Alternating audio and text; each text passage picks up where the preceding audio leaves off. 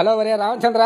Hello మామ చెప్పమావా. కాదరా ఏమిటిరా స్వామి ఈ చిత్రమా? ఏ చిత్రము? కాదరా చచ్చిపోయిన వాళ్ళంతా మళ్ళీ బతుకొస్తున్నారంటే. అదే 3 రోజుల నుంచి యమలోకంలో ఇముడి ఆడుకోపోయి బేగాలు దిగినారంట. అందుకని ఈ 3 రోజుల నుంచి చచ్చిపోయిన వాళ్ళంతా తిరిగి మళ్ళీ భూమి మీదకి వస్తున్నారు. నిన్న పొద్దున కూడా వాడు రవిగాడు యాక్సిడెంట్ లో చచ్చిపోయింటే మళ్ళీ వాడిని హాస్పిటల్కి పోయి పోస్ట్ మార్టం చేసేటప్పుడే వాడికి పానం వచ్చిందంటరా. తెల్లారుజామున కూడా కిటాయి చేలో కరెంట్ షాక్ కొట్టి చచ్చిపోయినాడు. మేమంతా శవం కాడ కూర్చో ఉన్నాము. ఏమిటికే చచ్చిపోతానే ఆయన ఆత్మ యమలోకానికి పోయి ఆడ చూసి ఆమె మళ్ళీ తిరిగి రావద్దు భూమి మీదకి. కాదరా యమలోకానికి పోయి వచ్చేదానికి ఎన్ని గంటలు పడుతుందంట? నేనేమన్నా సచ్చినానా? నేను చెప్పను నీకా.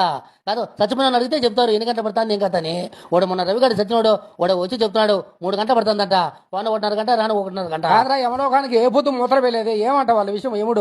ఎముడు పెళ్ళాంకి ఏమో రచ్చలు పడ్డాయంట. నారదుడు వాళ్ళకి ఎందుకు పుల్లలు పెట్టాడంట. అందుకని 3 రోజుల నుంచే యమలోకానికి బేగాలు దిగి ఆడుకోపోయినారంట.